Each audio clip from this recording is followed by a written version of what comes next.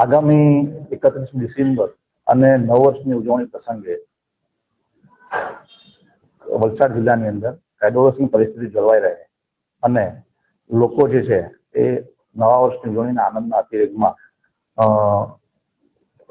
દારૂનું વ્યસન કરી અને ડ્રિંક એન્ડ ડ્રાઈવના કેસ કરીને કારણે અકસ્માતનું પ્રમાણ જિલ્લામાં ખૂબ વધી જાય છે. આ બધું અટકાવવા માટે આગામી દિવસોની અંદર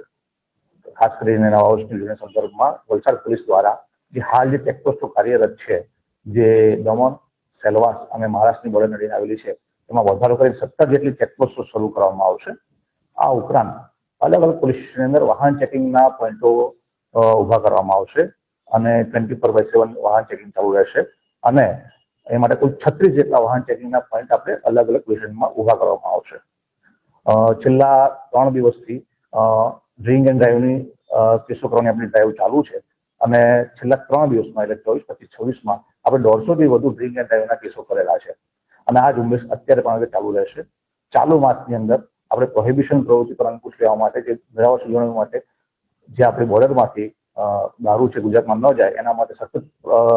એલર્ટ રહી અને ઝુંબેશ સ્વરૂપે કેસો કરવામાં આવ્યા છે અને કુલ 32 જેટલા આપણે કેસો કરી અને 1,91,000 1 કરોડ 91 લાખ જેટલો દારૂ અને 4 કરોડ જેટલો મુદ્દામાલ આપણે પકડેલ છે. આમ આપણે સતત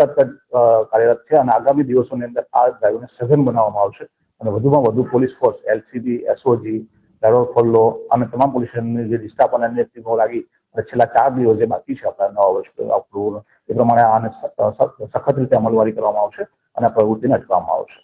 એના માટે LCB અને SOGને ખાસ સૂચના આપવામાં આવી છે કે જેની અંદર ફાર્મ હાઉસ ચેકિંગ થશે અને મહેફિલનો જે સટમાં આ ઉપરાંત ડ્રોનનો પણ અમે ઉપયોગ કરવાના છે સર્વેલન્સની અંદર, જેથી કરી કોઈ પણ આવી પ્રવૃત્તિ ચાલતી હોય એમાં આગળ માહિતી મેળવી શકે.